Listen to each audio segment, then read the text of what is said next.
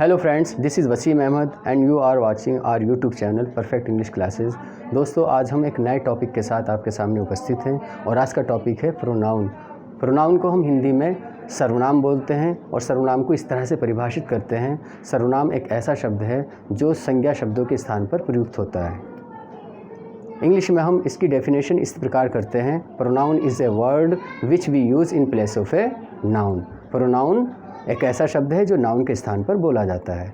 तो दोस्तों, आज की वीडियो में हम प्रोनाउन के बारे में जानेंगे और जानेंगे कि इसके कितने प्रकार हैं, इसके कितने काइंड हैं। तो सबसे पहले हम देखेंगे इसका पहला प्रकार है सब्जेक्टिव प्रोनाउन। सब्जेक्टिव प्रोनाउन को हम पर्सनल प्रोनाउन भी बोलते हैं और उसको इस तरह से डिफ़ाइन कर सकते हैं, ए personal pronoun is a word used for the name of a person, place और थिंग। पर्सनल प्रोनाउन एक ऐसा प्रोनाउन है जो किसी वस्तु, व्यक्ति या स्थान के नाम के स्थान पर प्रयुक्त होता है। एग्जाम्पल के तौर पर आप ये कह सकते हैं, हम मोहन के बारे में 2 सेंटेंस लिखना चाह रहे हैं कि मोहन एक टीचर है, मोहन एक शिक्षक है, मोहन इज़ ए टीचर। अब मोहन के बारे में हम दूसरा सेंटेंस जब लिखेंगे तो मोहन के स्थान पर हम वह शब्द का इस्तेमाल करेंगे या ही प्रोनाउन का इस्तेमाल करेंगे। जैसे Mohan is a teacher, he is teaching. Mohan एक शिक्षक है, वह पढ़ा रहा है और वह पढ़ा रहा है। तो मोहन के स्थान पर जो ये शब्द इस्तेमाल हुआ ही, यही प्रोनाउन है। इसी तरह से हम दूसरा एग्जाम्पल लेते हैं, the red fort is in Delhi. लाल किला दिल्ली में है। अब लाल किले के बारे में हम जब दूसरा सेंटेंस लिखेंगे या बोलेंगे तो दोबारा हम रेड फोर्ट नहीं कहेंगे, बल्कि हम कहेंगे इट। नॉन लिविंग थिंग के लिए हम इट का प्रयोग करते हैं, इट प्रोनाउन का प्रयोग करते हैं, तो हम कहेंगे इट इज़ वेरी ग्रैंड, ये बहुत ही शानदार है। तो ये जो रेड फोर्ट के स्थान पर इट शब्द का प्रयोग हुआ है, इट वर्ड का हमने यूज़ किया है, यही प्रोनाउन है। एक और दूसरा एग्जाम्पल ले लेते हैं, रीटा हैज़ बुक्स। रीटा के पास किताबें हैं और किताबों के बारे में हम एक दूसरा सेंटेंस कहना चाह रहे हैं, तो हम ये कहें, दोबारा ये नहीं कहें द बुक्स, बल्कि कहेंगे दे आर हर्स। वे किताबें उसकी हैं, किसकी? रीटा की हैं। तो दे शब्द का इस्तेमाल भी प्रोनाउन के रूप में हुआ है। क्लियर? सब्जेक्टिव प्रोनाउन या पर्सनल प्रोनाउन इस तरह से क्लियर हो जाता है। और आप देखेंगे पर्सनल प्रोनाउन कौन कौन से हैं, he, she, I, you, they, we, it. और इसका स्थान हमेशा वर्ब से पहले रहेगा। इसको पहचानने का तरीका ये है कि जहाँ कहीं भी ये शब्द होंगे उनके बाद वर्ब आएगी, या ये कह लीजिए कि ये वर्ब से हमेशा पहले रहेंगे, क्योंकि ये सब्जेक्ट के रूप में ही आएंगे। अब दूसरे पॉइंट पर हम बात करते हैं ऑब्जेक्टिव प्रोनाउन। ऑब्जेक्टिव प्रोनाउन के नाम से ही स्पष्ट हो रहा है कि ऑब्जेक्ट हमेशा वर्ब के बाद आता है। इस तरह से सब्जेक्ट वर्ब से पहले आता है, ऑब्जेक्ट वर्ब के बाद आता है। हिंदी में हम इसको इस तरह से समझेंगे कि हम ये कहना चाह रहे हैं कि गुरुजी उसे पढ़ाते हैं। गुरुजी सब्जेक्ट हैं, पढ़ाना क्रिया है और उसे जो है ये हमारा कर्म है, ऑब्जेक्ट है। तो ऑब्जेक्ट हमेशा वर्ब के बाद आता है। तो हम इसका इंग्लिश में ट्रांसलेशन इस तरह से करेंगे, द टीचर टीचेज हिम। कोई लड़का है, उसको पढ़ाते हैं तो कहेंगे हिम। हमने यहाँ पर ही शब्द का इस्तेमाल नहीं किया, क्योंकि वर्ब के बाद हमेशा ऑब्जेक्टिव केस आता है, ऑब्जेक्टिव प्रोनाउन आता है, और ऑब्जेक्टिव प्रोनाउन हिम है, ना कि ही। क्लियर? अगर इसी तरह से किसी लड़की को पढ़ाते हैं तो हम सेंटेंस बनाएंगे, द टीचर टीचेज हर। अगर इसी तरह से हम किसी सेंटेंस को कहना चाह रहे हैं कि वह मुझे पढ़ाता है, तो आप कहेंगे द टीचर टीचेज मी। मी कहेंगे, ना कि आई, क्योंकि आई सब्जेक्ट है, सब्जेक्ट के रूप में आएगा वर्ब से पहले, और हम बात कर रहे हैं ऑब्जेक्ट वर्ब के बाद की। तो हम वर्ब के बाद या टीचर्स के बाद कहेंगे मी। क्लियर? ये कौन कौन से शब्द हैं, आइए नज़र डालते हैं। ऑब्जेक्टिव प्रोनाउन इस तरह से हैं, देखिए, ही सब्जेक्टिव केस होता है, सब्जेक्ट के रूप में आएगा तो उसका ऑब्जेक्टिव केस है हिम। शी का हर, आई का मी, यू का यू ही रहता है, दे का देम हो जाता है, वी का अस, इट का इट ही रहता है, और ये हमेशा वर्ब के बाद आते हैं। ऊपर वाले वर्ब से पहले हैं और ये सारे के सारे वर्ब के बाद आएंगे। ऐसा कभी नहीं हो सकता है कि वर्ब के बाद आप ये वाले लिख दें और ऐसा भी नहीं हो सकता कि वर्ब से पहले सब्जेक्ट के रूप में आप ये लिख दें, ऐसा नहीं हो सकता। ये हमेशा वर्ब के बाद आएंगे, जैसे यहाँ लिखा हुआ है वर्ब प्लस ऑब्जेक्ट, जितने भी हैं ये आएंगे वर्ब के बाद। और यहाँ लिखा है वर्ब से पहले हमेशा ये सब्जेक्टिव या पर्सनल प्रोनाउन आते हैं। अब तीसरे पॉइंट के बारे में हम बात करते हैं। तीसरे पॉइंट में 2 कैटेगरी हैं। सबसे पहले हम पहली कैटेगरी को देखते हैं। पजेशन का मतलब होता है अधिकरण, उसी से ही पजेसिव प्रोनाउन बना है। जब हम हिंदी में इस तरह के शब्दों का प्रयोग करते हैं, मेरा, तुम्हारा, उसका, ठीक है, तो हम उनके साथ कोई चीज़, कोई वस्तु, व्यक्ति या स्थान के नाम का भी मेंशन करते हैं। जैसे मेरा घर, तुम्हारा स्कूल, हमारा देश, उनका खेत, एट्सेट्रा। इस तरह के शब्द हमने जितने भी बोले हैं, मेरा, तुम्हारा, उनका, उसका, उसके बाद किसी ना किसी चीज़ का या किसी ना किसी नाउन का हमने मेंशन किया है। ऐसा नहीं हो सकता कि जहाँ कहीं भी ये शब्द लिखे हैं his, her, my, your, their, our, its, उसके बाद नाउन ना आया हो। ये ज़रूरी है, ये नेसेसरी है कि यहाँ पर इन शब्दों के बाद प्लस नाउन आता ही है। ठीक है। अब इसके नीचे दूसरी कैटेगरी में ये शब्द लिखे हुए हैं his, hers, mine, yours, theirs, ours. इस पॉइंट पर बहुत ही गौर करने की ज़रूरत है, क्योंकि कॉम्पिटिटिव एग्ज़ाम में इसमें से एक क्वेश्चन आ जाता है। देखिए, इसको समझने के लिए हम एक सेंटेंस समझेंगे। हम ये कहना चाह रहे हैं ये किताब मेरी है, ये किताब मेरी है, तो हम इसका ट्रांसलेशन ये करेंगे, दिस बुक इज़ माइन। बहुत से करेंगे माई गलत है, हमें कहना पड़ेगा माइन, क्योंकि आपको ध्यान देना है कि जहाँ कहीं भी हम माइन लिखेंगे उसके बाद वस्तु का नाम नहीं आएगा, उसके बाद वस्तु का नाम नहीं आएगा, बल्कि जिस वस्तु के बारे में, जिस वस्तु के ऊपर अधिकार के बारे में हम बात कर रहे हैं वो पहले ही डिस्कस हो चुकी होगी या उसके बारे में हम पहले ही चर्चा कर चुके होंगे। दूसरा सेंटेंस हम ये कहना चाह रहे हैं ये मेरी किताब है, ये मेरी किताब है, तो हम उसका ट्रांसलेशन कर रहे हैं दिस इज़ माई बुक, ये मेरी किताब है।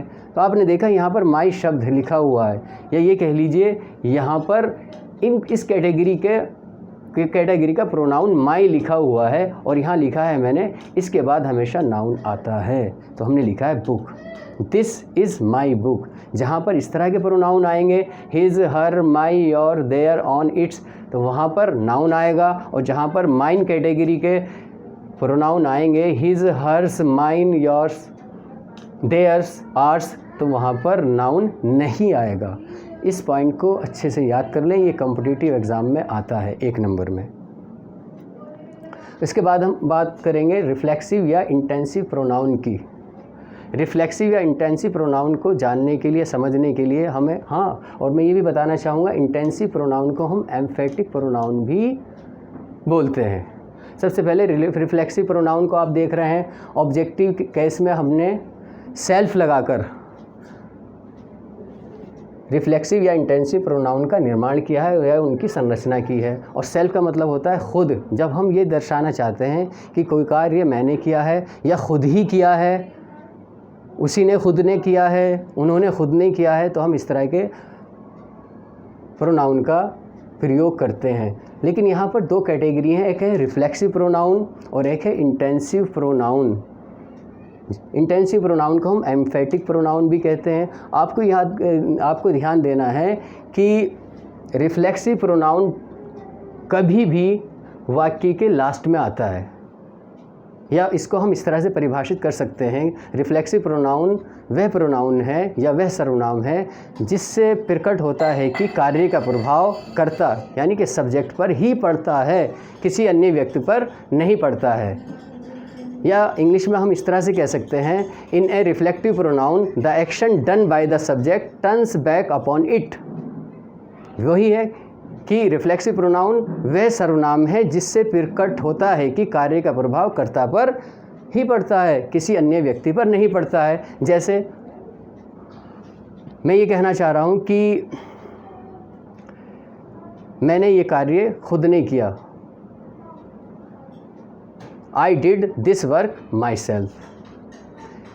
मैं ये कहना चाह रहा हूँ ये कार्य तुमने खुद ने किया, You did this work yourself, या बहुत सारे लोग हों तो आप कहेंगे you did this work yourselves.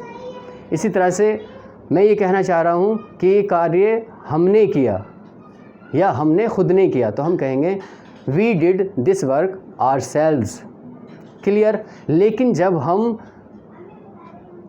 इन्हीं वाक्यों को इस तरह से कहते हैं कि ये कार्य मैं खुद ही करूँगा, मैं किसी दूसरे को ऑप्शन देता ही नहीं, मैं ही करूँगा, ये कार्य मेरे ही लिए है, तो इस रिफ्लेक्सिव प्रोनाउन जो अभी हमने देखा था, जिसकी संरचना भी वही है जो एम्फेटिक प्रोनाउन या इंटेंसिव प्रोनाउन की है, दोनों की संरचना एक ही है, लेकिन बस उसके स्थान में फ़र्क है। जब हम इसको रिफ्लेक्सिव प्रोनाउन का इस्तेमाल करेंगे तो वो वाक्य के लास्ट में आता है और वो रिफ्लेक्स करता है सब्जेक्ट के ओर की तरफ या सब्जेक्ट पर ही वापस आता है। लेकिन जब हम एम्फेटिक प्रोनाउन के रूप में इस तरह के शब्दों को या इस तरह के प्रोनाउन का प्रयोग करते हैं तो उसका स्थान सब्जेक्ट के तुरंत बाद या उस नाउन के तुरंत बाद होता है जिसको ये एम्फेसाइज, जिस पर ये ज़ोर या बल देना चाहता है। जैसे मैं ये कहना चाहता हूँ कि मैं ये कार्य खुद ही करूँगा, मैं ये कार्य खुद ही करूँगा, सब्जेक्ट है इसमें आई, उसके बाद ही एम्फेटिक प्रोनाउन आ जाएगा, I myself will do this work, वह ये कार्य खुद ही करेगा, he will do this work, he himself will do this work, हम ये कार्य खुद ही करेंगे, we ourselves will do this work. मतलब जब कभी भी हम एम्फेटिक एम्फेसाइज करते हैं, ज़ोर या बल देते हैं, तो नाउन के तुरंत बाद उससे रिलेटेड इंटेंसिव या एम्फेटिक प्रोनाउन का प्रयोग करते हैं। क्लियर। उसके बाद आता है इंडेफिनिट प्रोनाउन। इंडेफिनिट प्रोनाउन के नाम से स्पष्ट हो रहा है जो अनिश्चित है, जिसमें क्लियर नहीं हो रहा है कौन कितने, ऐसे सभी प्रोनाउन इंडेफिनिट प्रोनाउन की कैटेगरी में आते हैं। यहाँ पर कुछ इंडेफिनिट प्रोनाउन लिखे हुए हैं, all, both, each, everyone, many, none, etcetera. आप इसको इस तरह से समझ सकते हैं कि क्लास में बहुत सारे लड़के हैं और मैं कहना चाह रहा हूँ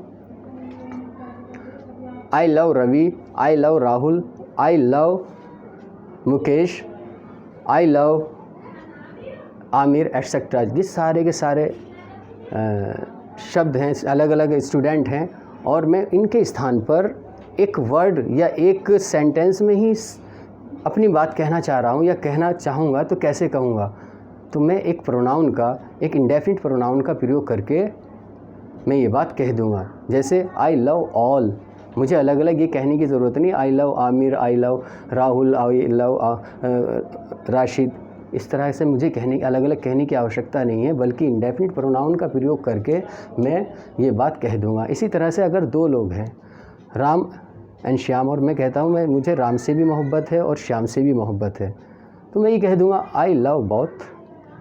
क्लियर। इसी तरह से मैं ये कहना चाह रहा हूँ 4-6 बच्चे हैं क्लास में, राहुल है, मुकेश है, दिनेश है, कार्तिक है, तो मुझे ये कहने की ज़रूरत नहीं है कि I love Kartik, I love Mukesh, I love Rahul, नहीं, मैं ये कह दूँ आई लव ईच, मुझे हर किसी से मोहब्बत है। तो जितने भी ये वर्ड्स हैं, all, both, each, everyone, many, इस तरह के जितने भी प्रोनाउन हैं वो इंडेफिनिट प्रोनाउन की कैटेगरी में आते हैं। उसके बाद आता है डिमॉन्स्ट्रेटिव प्रोनाउन। डिमॉन्स्ट्रेटिव का मतलब होता है पॉइंट आउट, ऐसा कोई भी प्रोनाउन जो किसी संज्ञा की तरफ इशारा करे। जैसे ये है मार्कर, तो आप कहेंगे दिस, और ये इसी का स्थान हम दूर कर लें, दैट मार्कर, तो ये मार्कर जो है एक नाउन है, नाउन की तरफ इशारा करने वाला शब्द है दिस या दैट। तो इस तरह के जितने भी शब्द होंगे, दिस, दैट, दिस, दोज, वो सभी के सभी डेमोन्स्ट्रेटिव प्रोनाउन की कैटेगरी में आते हैं। दिस का प्लूरल होता है दीज और दैट का प्लूरल होता है दोज। क्लियर। सबसे लास्ट में आता है इंट्रोगेटिव प्रोनाउन। इंट्रोगेटिव प्रोनाउन आपके सामने लिखे हुए हैं, what, which, whom, who, whose, ये 5 प्रोनाउन हैं और इसका अर्थ ये है कि इनके जवाब में हमेशा नाउन आएगा। व्हाट इज़ दिस, आप एक सवाल करें व्हाट इज़ दिस, तो आप कहेंगे दिस इज़ मार्कर, नाउन आ गया। विच इज़ योर सिटी, आपका शहर कौन सा है तो आप नाम कहेंगे। My city is Nagina, my city is Dhampur, my city is Bijnor, तो नाम आ गया इसके जवाब में भी। हु इज़ दिस, कौन है, तो आप कह सकते हैं this is Rahul, this is Mukesh. हुम डू यू लव, कहते हैं ना हुम डू यू लव, आप किससे प्रेम करते हैं, तो आप कह सकते हैं ज़्यादातर लोग मोदी जी से प्रेम करते हैं, आई लव मोदी जी। तो मोदी जी वर्ड नाउन है, तो सबके जवाब में जितने भी वर्ड हैं व्हाट, विच, हु, हुम, हुज, इन सभी के जवाब में कोई नाउन आएगा।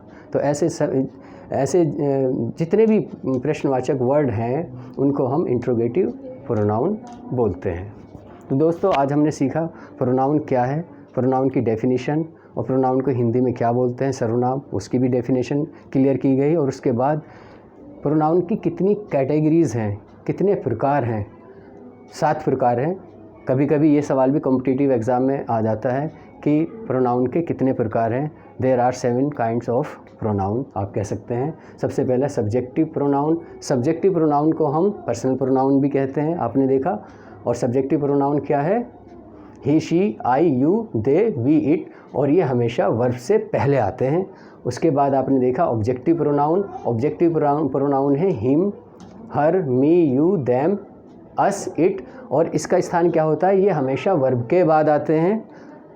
इसके बाद आपने पजेसिव प्रोनाउन के बारे में देखा और 2 तरह की कैटेगरी देखी, his, her, my, your, their और इट्स। और इसके बाद क्या आता है, इन सभी वर्डों के बाद क्या आता है, नाउन आता है।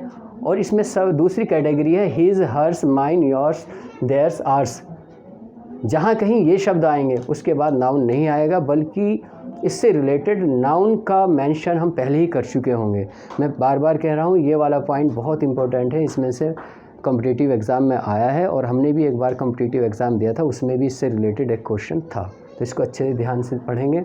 रिफ्लेक्सिव प्रोनाउन या इंटेंसिव प्रोनाउन, इंटेंसिव प्रोनाउन को हमने एम्फेटिक प्रोनाउन के तौर पर भी जाना है। और इसका संरचना ऑब्जेक्टिव केस में सेल्फ लगाकर, या पजेसिव, कुछ पजेसिव भी हैं, पजेसिव केस में सेल्फ लगाकर हम करते हैं। और जब हम किसी बात पर बल देते हैं या कहते हैं कि ये कार्य या सब्जेक्ट का जो करने वाला है उसने ही किया है या वो ही करेगा, तो हम तुरंत इन शब्दों का प्रयोग करते हैं, तब इसको हम इंटेंसिव या एम्फेटिक प्रोनाउन कहते हैं। और जब ये शब्द हिमसेल्फ, हरसेल्फ सेंटेंस के लास्ट में आते हैं या ऑब्जेक्टिव केस में आते हैं, तब हम उन्हें रिफ्लेक्सिव प्रोनाउन बोलते हैं। इंडेफिनिट प्रोनाउन, जैसे कि इसके नाम से प्रकट है, इंडेफिनिट अनिश्चित सर्वनाम, इसमें all, both, each, everyone, many etcetera शब्द हैं, जिसके बारे में बताया जा चुका है। डिमॉन्स्ट्रेटिव प्रोनाउन दर्शाता है, प्रदर्शन करता है या पॉइंट आउट करता है किसी नाउन को। सिंगुलर में हम दिस और दैट बोलते हैं, दिस का प्लूरल दीज है और दैट का प्लूरल दोज है। दिस नियरनेस निकटता को दर्शाता है और दैट दूरी को दर्शाता है। इसी तरह से दीज निकट की बहुत सारी वस्तुओं को दर्शाएगा, पॉइंट आउट करेगा, और दोज दूर की बहुत सारी वस्तुओं को या चीज़ों को दर्शाएगा। सबसे लास्ट में हमने बताया था इंट्रोगेटिव प्रोनाउन, प्रश्नवाचक सर्वनाम। प्रश्नवाचक सर्वनाम में 5 वर्ड हैं, व्हाट, विच, हु, हुम, हुज। मैंने बताया है कि इन सभी के उत्तर के रूप में हमेशा नाउन आएगा। तो दोस्तों आज के लिए इतना ही। मुझे उम्मीद है आपको सर्वनाम के बारे में काफ़ी कुछ जानकारी प्राप्त हो गई होगी। आपको अगर हमारी ये वीडियो अच्छी लगी है या आपको पसंद आई है तो आप हमारे चैनल को सब्सक्राइब कर देंगे, लाइक करेंगे, कमेंट करेंगे और बताएंगे हमारी वीडियो में क्या कमी है, क्या अच्छा लगा आपको, जिससे कि आने वाली वीडियो में हम और अच्छे सा परफॉर्म कर सकें, हमारी वीडियो को हम अच्छे से इम्प्रूव कर सकें। तो आज के लिए इतना ही। Thank you.